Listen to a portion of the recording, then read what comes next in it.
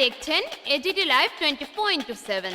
आप देख रहे हैं AGT live 24/7। You are watching AGT Live 24/7. অনেকদিন না ও ভাই অনেকদিন না ও ভাই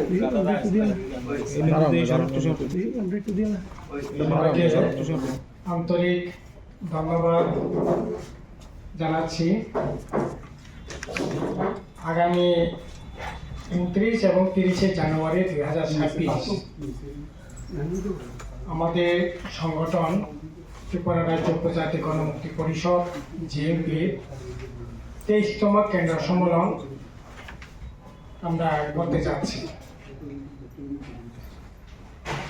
আপনারা নিশ্চয়ই অবগত আছেন বা আপনাদেরকেও আমরা প্রেস মিট করে জানিয়েছিলাম আমাদের এই সম্মেলনের যে প্রক্রিয়া যখন চলে,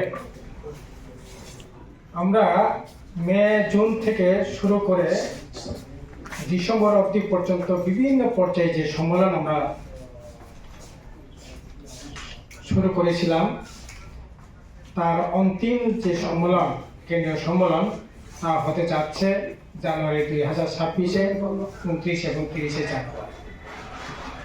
এবারকার যে সম্মেলনে আমরা আমাদের 23টা মহকুমায় 557টা লোকাল কমিটি, 796টা প্রাথমিক কমিটিগুলিতে আমাদের সম্মেলন হয়েছে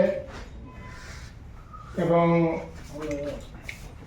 8 ডিসেম্বর পর্যন্ত মহকুমা পর্যায়ে সম্মেলন সেখানে হয়।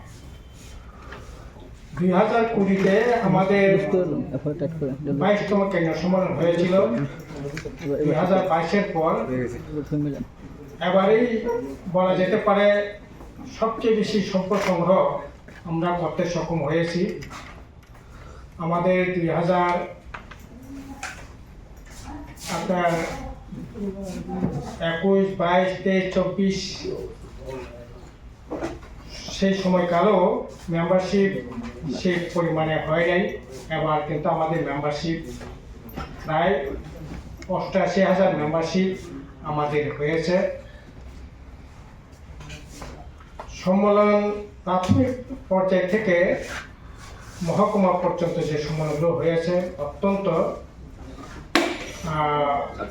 সাকসেসফুলি আমাদের এই সম্মেলনগুলো হয়েছে এবং প্রচুর মানুষের যে অংশগ্রহণ, বিশেষ করে যুব অংশের মানুষ, মহিলা এবং খেতে খাওয়া অংশের মানুষের যে অংশগ্রহণ, এটা এই যে 8-10 বছর 5-7 বছর ধরে যেটা একটু খামতি ছিল, এবার কিন্তু এটা অনেকাংশেই বৃদ্ধি পেয়েছে।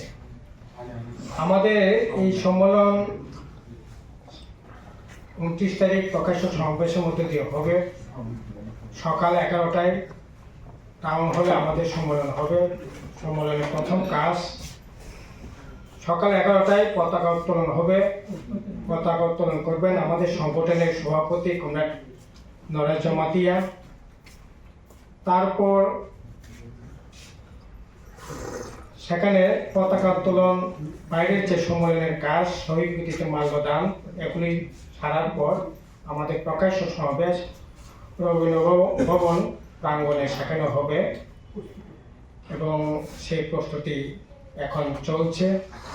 সম্মেলনে এবার আমরা আমাদের এই যে গত সম্মেলন থেকে এই সম্মেলনের সময়কালে আমাদের কর্মপরিষদের সদস্য যারা মারা গেছেন, কমরেড নারায়ণ রুকনি, মংসা জয় মগ, গীত কুমার ইয়া, চন্দ্রহংস জমাতিয়া, তাদের নামে নকল করা হবে। সম্মেলন অনুষ্ঠানটা তাদের নামে হবে। এছাড়া নামাকরণ করা হবে। এছাড়া আরও 10 জন কমরেড কেন্দ্রীয় কমিটির মেম্বার যারা মারা গেছেন তাদের নামে মঞ্চ করা হবে। কমরেড অনিল চাকমা, কেশব মানিক দেববর্মা, সুজলা মগ, অরুণ চাকমা, ধনঞ্জয় ত্রিপুরা, জেবি হালাম, ভক্ত পলয়, পদকৃষ্ণ মহোৎসব, সুদন দেববর্মা, চেলাফু মগ, তাদের নামে মঞ্চ করা হবে। এবারকার যে সম্মেলনে আমাদের মূল যে আহ্বানটা হচ্ছে এবং এই সমাবেশে প্রকাশ্য সমাবেশে আমাদের আদিবাসী রাষ্ট্র অধিকার মঞ্চের অল ইন্ডিয়া কমিটির যে চেয়ারম্যান কমরেড জিতেন চৌধুরী সেখানে বক্তব্য রাখবেন এবং আদিবাসী রাষ্ট্র অধিকার মঞ্চের ভাইস প্রেসিডেন্ট কমরেড বৃন্দা করা, নরেশ জমাতিয়া, রাধাচরণ দেববর্মা তারা বক্তব্য রাখবেন। এছাড়া এই সম্মেলনে আসবেন আমাদের আদিবাসী রাষ্ট্র অধিকার মঞ্চের অল ইন্ডিয়া কমিটি যিনি কনভেনার ডক্টর পুলিন বাস্কে এবং আসাম রাজ্য কমিটির সম্পাদক বাপু বড়ো উনিও আসবেন এবং ইনার সেশনে ওনারা বক্তব্য রাখবেন। এছাড়া আমাদের প্রাক্তন পলিট ব্যুরো সদস্য রাজ্যের প্রাক্তন মুখ্যমন্ত্রী কমল মানিক সরকার উনিও ইনার সেশনে বক্তব্য রাখবেন এবং আমাদের প্রায় 550 প্রতিনিধি সেখানে সম্মেলনে অংশগ্রহণ করবেন। 23টা মহকুমা থেকে প্রতিনিধিরা সেখানে অংশগ্রহণ করবেন। আমাদের এবারকার সম্মেলনের মূল আহ্বান হচ্ছে বিভাজনের রাজনীতির বিরুদ্ধে যুদ্ধের আন্দোলন গড়ে তুলুন। এছাড়া রুটি রোজগারের যে আন্দোলন এটাকে আরও জোরদার করা, কারণ এই বিজেপি আইপিএফটি ত্রিপুরা মথর সরকার আসার পর আমরা দেখছি যে শ্রমজীবী অংশের মানুষ, খেটে খাওয়া অংশের মানুষ তারা ভয়ঙ্করভাবে তাদের জীবন বিপন্ন আর্থিক দিক থেকে। তাই রুটি রোজগারের ভয়ঙ্কর সেখানে টান পড়েছে। তাদের রুটি রোজগারের আন্দোলনটাকে আমরা অগ্রাধিকার দিতে চাইছি।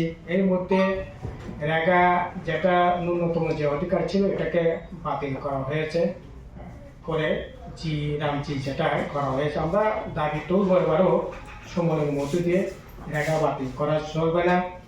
সেখানে রেগার মাধ্যমে 200 দিনের কাজ যেটা 600 টাকা হাজিরা যে দাবি এটা যাতে আরও জোরদার আন্দোলন, এই বিষয়গুলো জোরদার আন্দোলন যাতে করতে পারি এবং এডিসি এবং রাজ্য সরকারের সীমাহীন যে সমস্ত দুর্নীতি চলছে তার বিরুদ্ধে নিশ্চয়ই আমরা সেখানে আওয়াজ তুলব।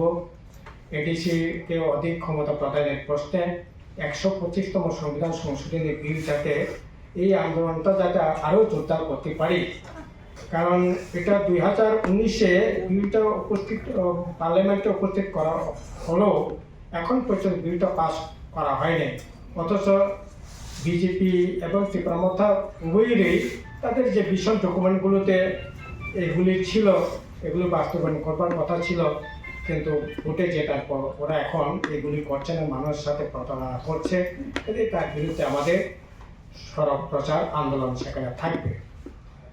এছাড়া সিএ, ইসিসি এগুলোকে এই আইন, কালো আইন, এই আইনগুলো বাতিল করা, ক্রমবর্ধমান নারী নির্যাতন, চুরি, ছিনতাই, রাহাজানি এগুলি চলছে, আইন শৃঙ্খলা ভয়ঙ্কর ধরনের অবনতি করছে। এগুলির বিরুদ্ধে আমাদের সম্মেলনে নিশ্চয়ই আমরা জোরদার আলোচনা করব।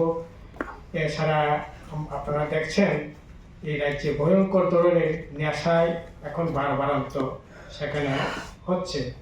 এগুলি যাতে সামাজিকভাবে আমাদের যেমন দায়িত্ব থাকবে, সামাজিকভাবে তার বিরুদ্ধে মানুষকে সচেতন করা এবং এই যে যারা সরকারের মতো প্রস্তুতি এই সমস্ত বাড়াবাড়ন্ত বাড়ছে এগুলির বিরুদ্ধে যাতে আমরা মানুষকে সজাগ করতে পারি। এবং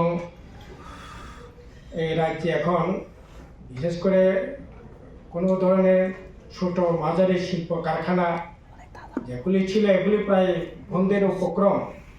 অথচ বামফ্রন্ট সরকার থাকাকালীন বর্জনগর শিল্প তালুক, আপনার কুমারঘাট, ধুবলি, সাবরুম এই সমস্ত এলাকাগুলোতে শিল্প তালুক গড়ে তোলে। কর্মসংস্থানের ব্যবস্থা রাজ্যের উন্নয়নের প্রশ্নে এগুলি ছোট মাঝারি শিল্প কারখানা হতেই পারে, এগুলিকে জায়গায় চিহ্নিত করে এই কাজগুলো নেওয়া হয়েছিল। এখন সব কিছুই বন্ধের মুখে। যেগুলি শিল্প কারখানা ছিল বর্জনগর আপনার একটা 18 সাল পর্যন্ত বলা যেতে পারে প্রায় 40-42টা সেখানে শিল্প, ছোট মাঝারি শিল্প কারখানা ছিল। প্রায় 12,000 সেখানে লোক কাজ করতো। এখন সেখানে 15-16টা কোনো রকম ভাবে চলছে, সেখানে কাজ করছে প্রায় 1,500 থেকে 2,000 মানুষ। এগুলি তো হওয়ার কথা ছিল না। এবং কর্মসংস্থানের প্রশ্নে আমরা চাইছি একদিকে কর্মসংস্থানের যে সমস্ত শিল্প কারখানা এগুলি যাতে, হয়তো বড় শিল্প হবে না কিন্তু ছোট মাঝারি শিল্প কারখানা যাতে গড়ে তোলা যায়, এবং রাজ্য সরকার এডিসি যে সমস্ত শূন্য পদগুলো আছে এগুলো পূরণ করবার জন্য আমরা ভোটের আন্দোলনে সেখানে আহ্বান জানাবো সম্মেলনের মধ্য দিয়ে। এখন দেখছি গোটা রাজ্যের মধ্যে প্রায় 51-52,000 ভ্যাকেন্ট পোস্ট পড়ে আছে, যেগুলি আসলে নতুন করে পোস্ট ক্রিয়েশনের প্রয়োজনও পড়ছে না।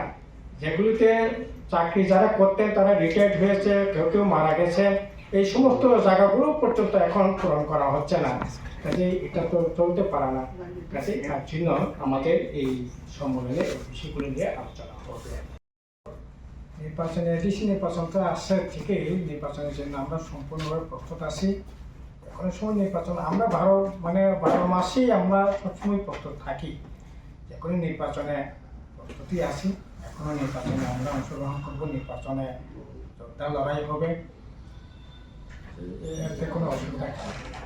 এখন তো দেখা যাচ্ছে যে বর্তমানে যে রাজ্য সরকার মানে বিজেপি এবং আইপিএফটি সাথে রয়েছে তীব্রমতা, একে অপরের সাথে আপনারাও দেখতে পাচ্ছেন যে দ্বন্দ্ব, কোথাও মারপিট, কোথাও পার্টি অফিস পুড়িয়ে দেওয়া, জ্বালিয়ে দেওয়া। কি বলবেন এই সামগ্রিক বিষয়গুলো নিয়ে? তাদের আপনচিন ব্যাপার, এগুলি তো নকল যুদ্ধ হচ্ছে, চোর পুলিশের খেলা চলছে। তো এরকমই যদি হয় তাহলে তো একে অপরকে তো এরকমভাবে দেখছি ওইখানে খুমলাদের লড়াই করছে, মারামারি করছে, বিকালবেলা দেখি মুখ্যমন্ত্রীর সাথে দেখা সাক্ষাৎ হচ্ছে, এগুলি তো প্রতিনিয়ত আমরা দেখছি। এগুলি আসলে মানে মানুষের জন্য নয় লড়াইটা, ওদের মানুষের জন্য, রাজ্যের কল্যাণের জন্য লড়াই না, ওদের দলের জন্য লড়াই, ব্যক্তি স্বার্থের জন্য লড়াই। এগুলি চলছে, এগুলি হবে, আরও আমরা দেখতে পাবো। এক একজন মন্ত্রী বলছেন যে মুরগির মতন নাকি টেনে ছিঁড়ে ফেলে দেবে, আরেকজন আবার সামাজিক মাধ্যমে লিখেও বেড়াচ্ছেন। কি বলবেন এই যে বিষয়গুলো? এগুলি আমরা এগুলি জবাব দেওয়ার করি না, এগুলি কোনো রাজনৈতিক ভাষাও না। আসলে আনমেচুর এই সমস্ত কথাবার্তা বলা, এগুলি সাংবিধানিক কথাবার্তা বলা, এগুলি কি জবাব দিব? আসলে এগুলি জবাব দেওয়ার কিছু নাই, এরকমটাই হবে। আসলে মানুষের জন্য যদি লড়াই না হয়, লড়াই যদি মানুষের কল্যাণের বাইরে যদি লড়াই হয় এরকমটাই হবে। এখন তো দেখছি একই তো, মুখ্যমন্ত্রীও বলছে যে মুখ্যমন্ত্রী আইন রাজধর্ম পালন করবার কথা, সেই মুখ্যমন্ত্রী বলছে মানে কি प्रतिवाद प्रतिरोध प्रतिरोध। ये न्यूज कंटेंट देखने के लिए शुक्रिया। अगर आपका कोई सुझाव है तो हमें कमेंट कीजिए, सब्सक्राइब कीजिए AGT Live 24/7। Thanks for watching AGT Live 24/7. এটা যদি মন্ডলের সভাপতি, বর্ষার মন্ডলের সভাপতি যদি বলে থাকে তাহলে মেনে নেওয়া যায়, কিন্তু রাজ্যের মুখ্যমন্ত্রী যদি এই সমস্ত কথা বলে এগুলো তো ওনার মুখে শোভা পায় না। ये न्यूज कंटेंट देखने के लिए शुक्रिया। अगर आपका कोई सुझाव है तो हमें कमेंट कीजिए, सब्सक्राइब कीजिए AGT Live 24/7। Thanks for watching AGT Live 24/7.